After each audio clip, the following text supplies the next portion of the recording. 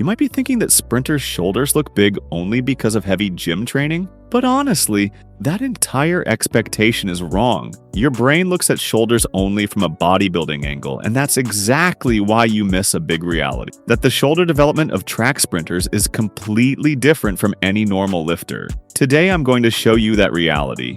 And once you see it, your entire assumption will break apart. And that break is what will force you to finally understand your true speed potential. Today, I'm going to show you that reality. And once you see it, your entire assumption will break apart. And that break is what will force you to keep listening. Because this one truth flips the entire topic. You think shoulders grow only through dumbbells and machine. Most people believe sprinting has no direct connection with shoulders. But the real truth is the complete opposite. Science says shoulders have a powerful mix of fast twitch and slow twitch fibers, meaning a single training style can never grow them. And this is exactly the point people ignore.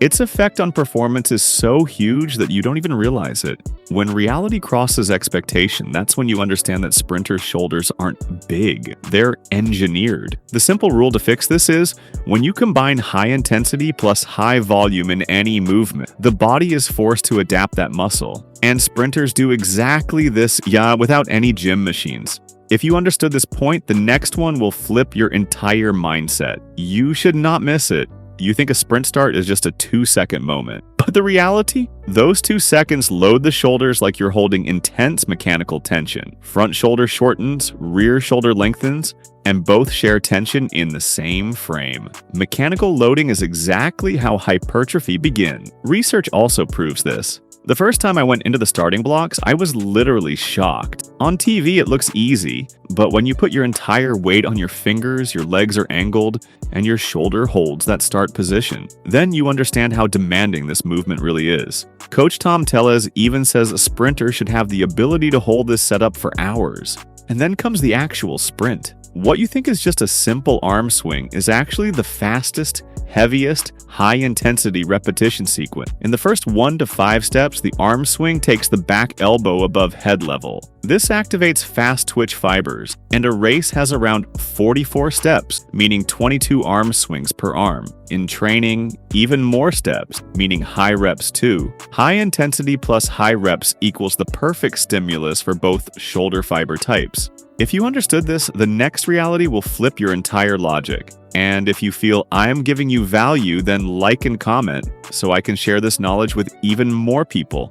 You might think the start position and arm swing are just small motions, but the real truth is that sprinters repeat this setup dozens of times in training. In a race, there's only one start, but in training, the count is never low. And the more repetitions, the more shoulder time under tension. That's the reason their shoulders look so stable, strong, and injury-free. Science says shortening or lengthening tension both push muscle growth equally, which means that intense start hold and initial arm swing, whether static or explosive, can become a hypertrophy trigger for the shoulders. You might think these theories are far-fetched, but the evidence is clear. The form of mechanical tension matters, not the mode. What does this lead to?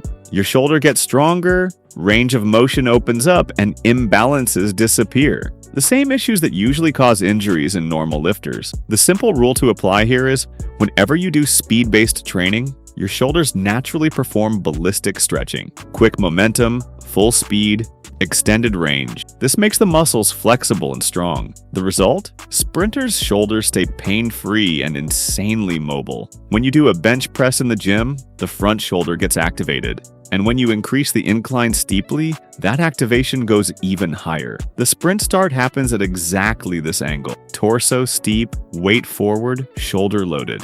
Which means their front delts get high activation on every rep without touching a barbell. And what about the rear shoulder? Most people think reverse fly is the best way to activate it, but research says a neutral hand position skyrockets rear shoulder activation. Guess what? Sprinters' arm swing naturally uses a neutral grip, which means their rear delt gets scientifically perfect stimulation in every sprint. Honestly, people love ending the conversation by saying steroids or genetics, but there's almost no deep, specific research on this topic. So until we get direct studies, these combined factors, high-intensity arm swing, high-volume reps, ballistic range, start position tension, together create a perfect ecosystem. And the product of this ecosystem is insane sprinter shoulders. So that's where this video wraps up. If you found this breakdown helpful, make sure you hit like, and if you want a deep dive on the next topic, just type master in the comments. I'll see you in the next episode.